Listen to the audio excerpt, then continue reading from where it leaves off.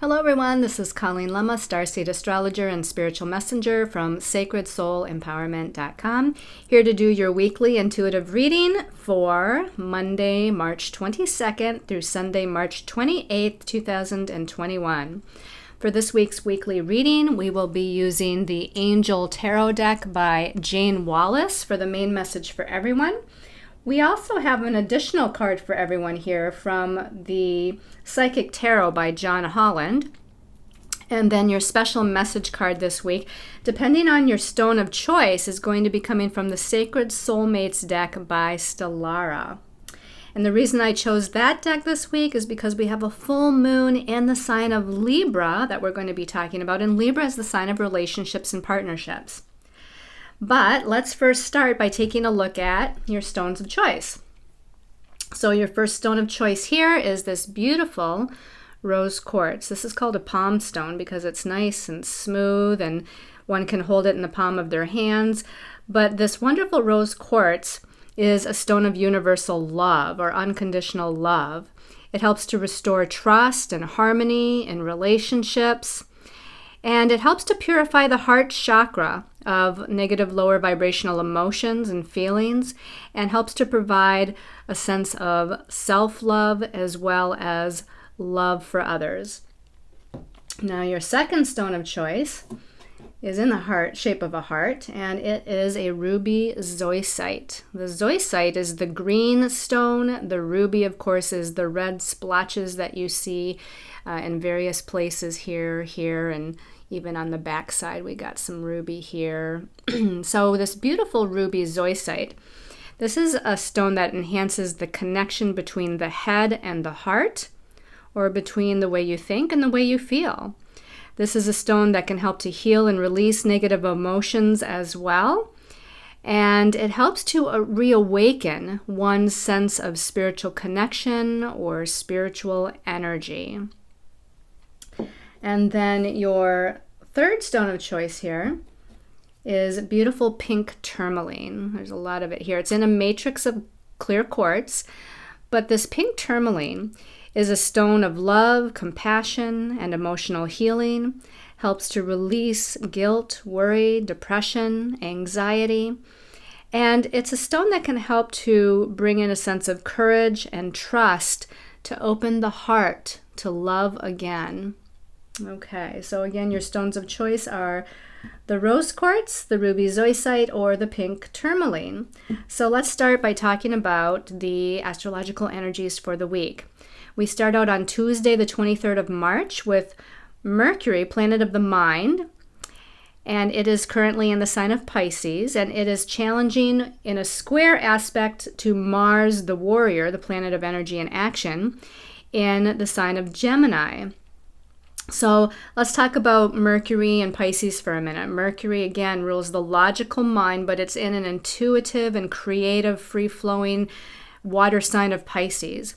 So here, Mercury can be a little bit more intuitive and psychic, but from a standpoint of the mind and how it perceives or how it thinks, or even how it communicates, can be a little lacking in focus, can be ungrounded, can be confused, can be full of illusion. There can be even a deceptive quality to Mercury in Pisces, to where things are not always clearly being communicated. Now, Mars, on the other hand, is the planet of, again, energy, action, forward movement, and it's in the sign of Gemini, which is an air sign that rules thoughts and perceptions and ideas and communications. It rules information. So Mars is putting its energy towards these perceptions, these ideas. Mars is putting its energy into communications and trying to be a little bit more logical. The thing about Pisces, where Mercury is, and Gemini, where Mars is that both of these signs are called mutable signs. And mutable means changeable. Mutable means there's a lack of focus, a lack of being grounded. Mutable means there's a lack of follow-through. So because these signs are changeable, they can vacillate a lot. So first of all, Mercury is in this challenging aspect to Mars. So there's already a challenge with communication, okay? Mercury's in Pisces, which can be challenging in and of itself. And with it being mutable in Pisces and squaring Mars, which is in mutable Gemini, there can be some frustrations that might build up. There can be communications to where people are vacillating all over the place. They can't really direct their communication or their thoughts in a logical way. They might be a little confused. The energies are confusing.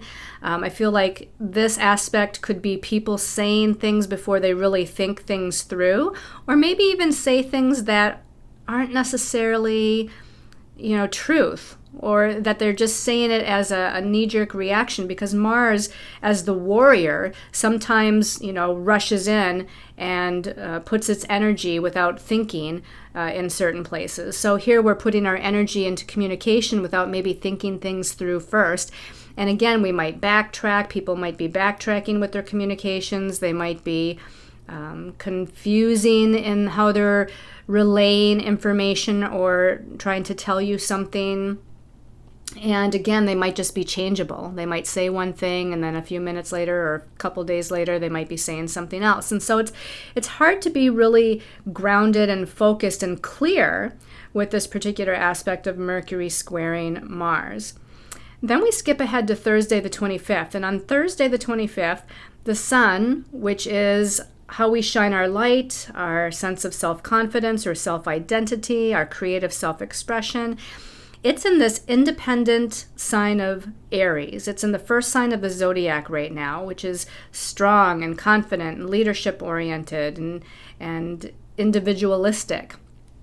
And the Sun in Aries is connecting to Venus, who is also in Aries. So Venus rules relationships. She rules the divine feminine. You could almost say that the Sun is a masculine sort of planetary energy, and Venus is a feminine planetary energy. So here they're both in this strong, independent, self-sufficient, confident, take charge, warrior type of sign of Aries. They're coming together. The Sun is shining its light on Venus and Aries. So this can be the divine feminine standing up for herself. This can be the divine feminine wanting more independence. This can be the divine feminine really wanting to speak her truth as far as her sense of identity and speaking it with confidence or being confident. At the very least, it's about being more confident. Now, this could also be about people in relationships, since Venus does rule relationships, needing a little bit more independence, needing a little bit more of a connection to their own sense of self-identity or autonomy, because that's what Aries is about too. And this energy leads us up to Sunday the 28th, where we actually do have this full moon in Libra. But right before the full moon in Libra, Venus is going to connect to Chiron. So on Thursday, Venus connects to the Sun, but on Sunday, Venus connects to Chiron, the wounded healer, the ruler of past life wounds or past life karma that needs to be healed. And again, Venus is the divine feminine. And to me, she's healing these wounds regarding her sense of self, regarding her self-confidence, regarding her independence, regarding her ability to be seen, be heard, be recognized, because Aries is that first sign of the zodiac and wants to kind of be in charge or be in the forefront or be the leader. Now, after Venus connects with Chiron on Sunday, this is when we have the full moon at 8 degrees of Libra, meaning the Sun is in Aries and the moon is in the opposite sign of Libra, the sign of partnerships, which makes it a full moon. So this energy for most of this week is about self versus others, because we're building up to that full moon on the weekend. And that full moon at 8 degrees Libra is, of course, opposing Chiron in Aries, opposing Venus in Aries. It's connecting to Uranus, which is the great awakener and the planet of sudden and unexpected energies that can be happening, something surprising that could be happening. And it's also in a connection to Saturn, and Saturn can bring karmic energies as well, karmic lessons that need to be learned. But it can also be about restructuring. So this can be, for instance, restructuring one's relationship with other people, or restructuring one's belief systems within themselves. Okay, Saturn likes to bring structure and form to something, but it also likes to teach you certain lessons that your soul is here to learn. So this full moon, now remember that Libra being about relationships, it can be our romantic relationships for sure, but it can also be our relationships with our family, our children, our business partners, our friends. It's all one-on-one relationships here with this full moon in Libra. But I think because we have, this Aries energy with the Sun and Venus on Thursday, and then this Aries energy with Venus and Chiron, bringing up some past life wounds on Sunday right before that full moon. I feel like, again, this is about where things are out of balance, because Libra is the sign of the scales of justice. And if in a relationship, the scales are tipped towards one person or the other, where there's a lack of balance or a lack of harmony or a lack of equality, then this is where we're going to have some things that we need to work through. And Uranus, again, can bring in some sort of sudden unexpected shift or surprise, and Saturn can bring some lessons that we need to learn. So let's go ahead and take a look at the messages from our angels and guides for the week. And as we turn over the first card, okay, we have Major Arcana number 12, the Hanged Man. Okay, Major Arcana number 12 is the Hanged Man. And this says Angel of Prophecy. And we have an angel hanging upside down. His legs are bound together with some sort of rope or tie, and he's hanging upside down from a tree. Interesting, we have a butterfly here, which I'm drawn to, and I don't know if this is fruit or apples, golden apples. I like the fact that they're gold because that means higher vibrational energy. But the Hanged Man is usually about seeing something from a different perspective, because if you're hanging upside down, you're going to view the world or view your situation or circumstance from a different perspective. You're going to see things differently than you would if you were right side up, which is our normal way of viewing something, right? So this is asking us to look at something from a different perspective. If there's something going on in relationships, or even in your life, it could be in career or any other area of your life, and there's something challenging happening or unfolding, try to look at it from a different perspective. Try to look at it from a higher perspective, because again, these golden fruit, golden apples or whatever they might be here, hanging from the branches of the trees, that gold means that highest vibration. The gold color to me is of the crown chakra, where we're opening our crown chakra to higher perceptions, higher wisdom, higher knowledge.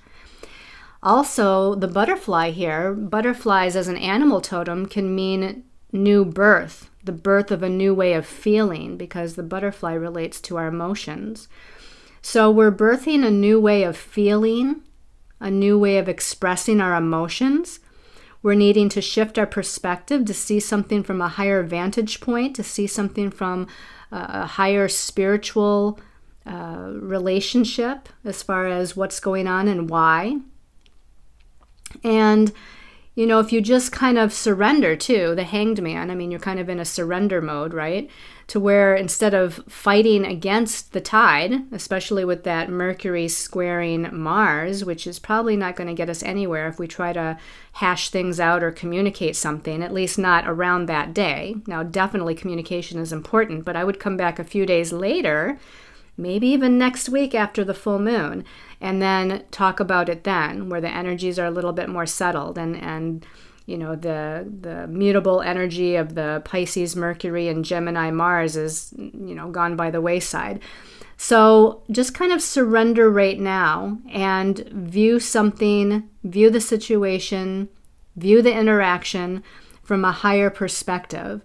It does say angel of prophecy. So what does that mean?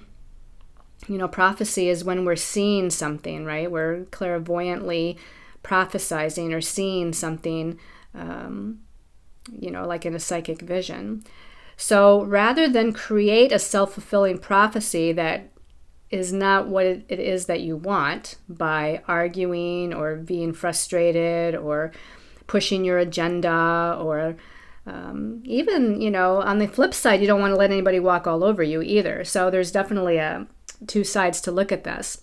I definitely would stand up for yourself, but I wouldn't necessarily try to communicate with reason about it, at least not at the beginning of the week. Even towards the end of the week with the full moon, might be better off to wait and come back, kind of call a truce, so to speak. I think that would be a good thing to do, because you do want balance and harmony as much as possible in relationship, but call a truce and say, let's revisit this subject, in a few days.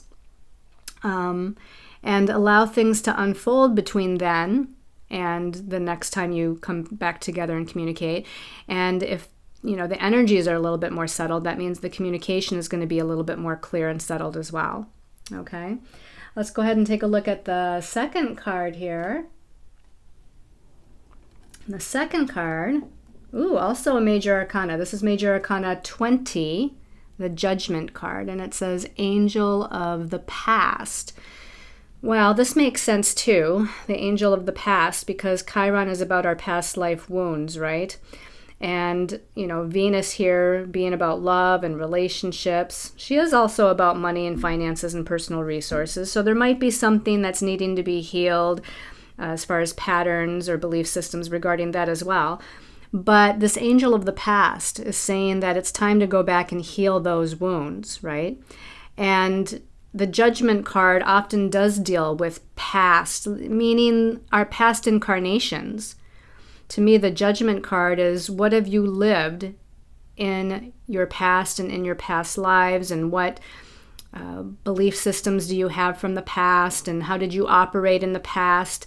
And again, with this, angel of the past going on and this healing energy of Chiron going on, I feel like there's messages coming. To me, she's blowing this trumpet, she's blowing this horn like Archangel Gabriel, blowing that horn, which means there's some sort of message here. There's some sort of understanding that you need to pay attention to. When somebody blows a trumpet, you kind of stand at attention, right? You hear that and you're all of a sudden, oh, what's that?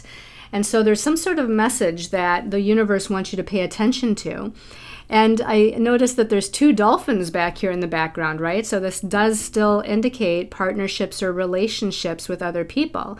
And look at how these dolphins are nice, and they're kind of arced in the same way. They're jumping out of the ocean in the same way. They're in harmony, right?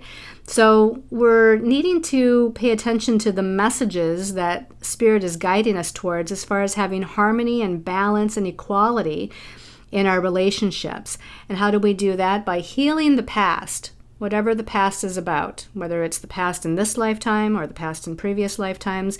We need to go back and listen to the messages from Spirit, from the universe, and heal that past. Okay, let's go ahead and take a look at this next card. Now the next card came out as two cards here. So the first of those two cards, well, Two of Cups. So definitely we have partnerships, relationships, two people, right? Again, it doesn't matter what the relationship is, but we're talking about one-on-one interaction with another person here. And the sense of needing that balance and harmony and equality. And how do we get balance and harmony in a relationship? By compromising, by communicating, by respecting one another, right? So all of these things about relationships, respect, mutual love, mutual adoration, equality, compromise. Sometimes that's hard in relationship, right? Because that Aries energy that we have wants to pay attention to our needs. What are our needs, our wants? What do we desire? And sometimes Aries can get a little bit self-focused, I guess, to put it nicely, self-focused to where they want things the way they want them. But you have to remember that if you're in a friendship or a family relationship or a romantic partnership, even a business partnership, there's at least two people, and you have to take into account both people's needs, wants, and desires.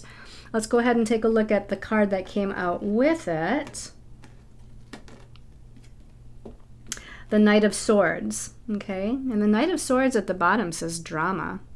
Now the sword suit is the suit of the mind, the suit of our thoughts, our perceptions and communications. And since we're talking about the Knight of Swords being about drama, this can be drama and communication, right? This can be about us having disagreements or differences of opinion and little frustrations, maybe little arguments. Maybe our old wounds come up and old patterns of how we react when things are not going peacefully and harmoniously for us. So what might that look like? Maybe there's a lack of boundaries happening. Maybe there's, some sort of a feeling of I'm not good enough, or those old thoughts and those old patterns of belief. Whatever it is, this can cause some sort of drama, especially as we get towards the end of the week in our relationships. The Knight is considered still a somewhat immature energy, right? The court cards, we have the Page first, which is the most childlike, and then we have the Knight, sort of, like a teenager sort of energy, and then we have the Queen and the King. So the Queen and the King are much more mature than the Knight.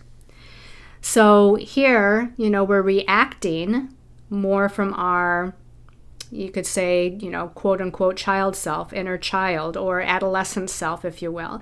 So therefore, there can be a little bit more drama going on here within our relationships. Now, what happened with this card over here is that I was trying to decide what deck to use for this week. And first I picked up this deck, and I was shuffling, and a card did flew out onto the floor. And I left it there for the moment, thinking that I probably would end up using it. But then I kept trying to pull cards for the week, as I do ahead of time, meditation and then pulling the cards. And nothing wanted to come out. And so I ended up asking Spirit if I needed to use a different deck, which is why we use the Angel Tarot deck for the week, because I was getting a yes on that. But then I did ask if that one that fell out on the floor was supposed to be, kind of like an extra message or special message for everyone for the week, and I got a yes. So let's see what this one is. Again, this is for the collective. And we got the 5 of emotions, or I guess this is the 5 of emotional. So this is like the 5 of cups, and you can see this person holding onto their heart chakra, right? So this is about old emotional wounds. It's just kind of reiterating what we've been talking about already. So this person looks like, they've had wounds from the past. Their heart has been broken, or their heart has been hurt, by other people in the past through words or whatever it might be. And it's interesting that if you look at this person with their hands over their heart, and you can see some of kind of the red and orange there, which to me is like the anger, the frustration, the depression. It's the lower vibrational emotions, right? Because they're sort of that base chakra color energy. But then we have this emanation energy, and it's coming out from the hands, from the heart chakra, and it's swirling around this person and going off into the distance. That to me is that past life stuff. I feel like this is like old hurts from the past, old hurts from the family of origin, old hurts from past lifetimes. So with that Chiron with Venus this week, it's really urging us to heal those wounds of the past. Now, we don't have to necessarily know consciously what our past lives are, but we probably know what our patterns are, what our patterns in relationship are. Do we have a difficult time with boundaries? Do we have a difficult time with communication? Do we feel not worthy or not good enough? Are we too overpowering or controlling? What are the wounds from the past? And then they may very well relate to something within our home and family of origin in this life, but they probably go back to previous lifetimes. And so just asking for those wounds to heal, asking for more awareness maybe of where they come from, but especially asking our guides, our angels, the healers of the light, to help us to heal those past life wounds, to release that hurt, to release the guilt or the betrayal or the anger, the depression, the frustration, the anxiety, whatever it might be, and allow this healing to take place this week. So let's go ahead and take a look at the special message depending on the stone of choice. Now, these cards I've never used. They're called the Sacred Soulmates card. Specifically, I only use them when I'm doing a relationship reading, and they have no pictures on them. There's no pictures, but just words. But I found them to be uncannily accurate when I am doing readings for people about relationships. So the first zone of choice was the rose quartz. I'm going to close my eyes for a minute. Rose quartz people, special message, rose quartz. Special message for rose quartz. When I opened my eyes, this one was calling my attention. It says lessons of Mars, and it says purely physical sexual attraction, fire, and passions run fast and burn fast without other elements. So that could be taken literally, meaning if there's some sort of romantic relationship here, that you might be relying too much on magnetic attraction, chemistry, sexual attraction, or the sexual part of the relationship you might be looking at as more important, or that's what's keeping the glue that's keeping you together. So it could quite literally mean something like that, to where you're supposed to go beyond that. You're supposed to look for a higher state of love. Communication is important. Respect is important. There's so many other things that are important. Having a good, solid friendship, companionship with another person, having similar interests or similar values. Those are all important things as well. It's not just about that Mars physical attraction. The other thing, though, to me with lessons of Mars, because Mars is the warrior, that there could be lessons again about not being too overly aggressive. Mars likes to be aggressive. Mars likes to be, again, in the forefront. He likes to be the winner. He likes to be competitive. So there could be things going on in the relationship to where it's more one-sided, to where someone always gets their way, or someone's, more competitive, or feeling like they have to be first or the most important, or whatever have you, needing to take charge. So that makes me feel like there's something out of balance again in the relationship. The relationship isn't balanced if Mars, the warrior, is getting his way all the time, or taking the lead all the time, making the decisions all the time, because Mars tends to like to do that. Now, Mars is great when you need to take charge of your life, but when it's within relationship, that Mars energy can be a little overpowering, okay? And it does sometimes get a little frustrated, or argumentative, or in a fighting stance. And so those are also things with this particular message that could be going on in relationships that needs to be healed and released and rebalanced, okay? All right.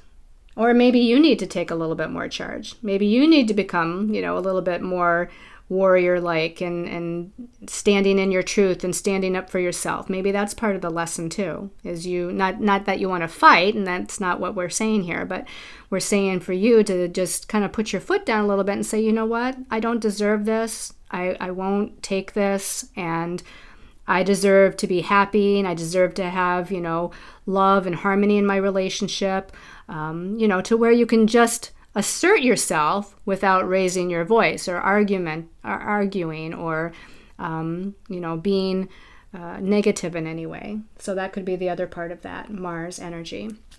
All right, so for those of you that chose the ruby zoisite,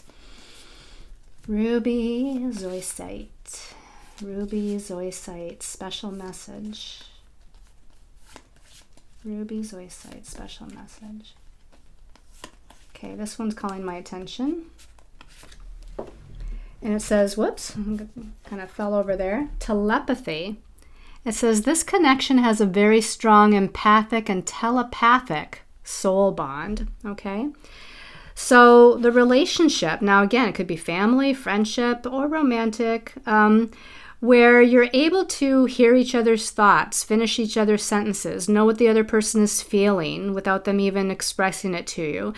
So it does say that there is a strong bond here. Now, just because that bond is there, again, doesn't mean that there's not other things that need to be worked on in a relationship. And in fact, if we're very intuitive and very psychic, sometimes that can be something that becomes a lack of a boundary as well, to where if we know what the other person, wants or is thinking, without them actually verbally communicating, well, we just take charge and we make it happen because we know that's what the person wants. Well, part of that seems wonderful and romantic, but the other part of that is maybe that other soul that's not speaking their truth or not asking for what they want, maybe that's part of their soul lesson, is to learn how to speak up for themselves, to learn how to express emotionally or even mentally what it is that they want or desire.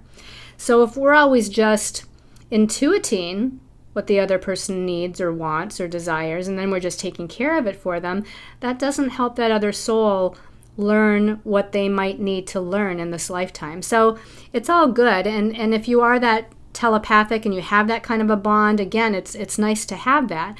But maybe instead of always just taking care of what the other person wants or finishing their sentences, maybe it's better to sit back and say, try to support them in communicating. Like, in other words, instead of finishing their sentence, saying something like, is this what you're trying to say? But I really want to hear what it is that you want to express, but it seems like you're trying to find this word, rather than finishing their whole sentence. Maybe they're struggling to find a particular word.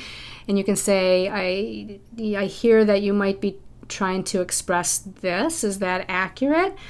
Or just being silent and just being supportive and just waiting until that person is able to express, because again, that they might be learning as a soul how to communicate a little bit better in relationships. A lot of times for some of us, it's hard to communicate our truth in relationships appropriately. And then as far as taking care of their needs, well, again, you might know what they want, but again, you could possibly somehow try to bring up a conversation where then they ask for it and express their truth. But again, it might not always be good to just take it upon yourself to, fix everything for the person because that that's what they want. Or, if that communication isn't there, that might be just something that's very important for the long term of the relationship to operate in its smoothest and best capacity. So, just a couple of thoughts there as far as this is concerned. But, this, again, the telepathy between people and helping that increase and bring a stronger soul bond is definitely a very nice thing for sure. All right. And then let's see here, the message for the pink tourmaline. That's right. So pink tourmaline people. Pink tourmaline people. Okay, open my eyes, and this one's sticking out here. Ooh, new patterns. Okay, well, that makes a lot of sense with what we've been talking about as well, right? Old past life karmic stuff, new patterns. Do things differently in order to bring health and vitality into your love life. Okay, so we do get caught in patterns and stuck in patterns, okay? And that's what we were talking about with Chiron, the wounded healer, the past life, wounds and whatnot, is what are your perceptions? What's your go-to as far as how you perceive something in a relationship? What's your go-to belief system about yourself or about the other person in the relationship? What is your go-to action? How do you usually react in certain situations? Do you see a pattern that has developed that keeps on spinning round and round and round like a spiral? So this is definitely about healing the past and encouraging new patterns within the relationship, okay? And sometimes that takes a little bit of hard work, So, because habits are habits, right? Whether it's a thought habit, a perception habit, belief system habit, communication habit, or an action habit. If it's something we've done, thought, said, acted again and again and again, especially in relationship, right? Because our emotional buttons get pushed, we get triggered, right? And if we get triggered, then we fall back into the same response, whether it's a response out loud, communicatively, or a response within ourselves with belief systems and thoughts. We have similar responses when our emotional buttons get pushed. So this is about being really super aware and really slowing down and taking time before reacting or responding, which can be a little difficult to do. But this is the universe encouraging you to create some new patterns in your life as far as relationships. Okay, everyone. I hope you've liked this weekly intuitive reading. Hope you like that new deck that we used for the full moon in Libra. Sending you all lots of love and light, and what do I want to say, awareness as we all move through this soul journey, and support and mutual love and compassion and equality, forgiveness for one another, because we're all in this together. We're all learning together. We're working on our stuff together and individually, but it's through the mirror of the other that we're able to work through it, maybe even a little bit faster. So sending you lots of love and light and many, many blessings.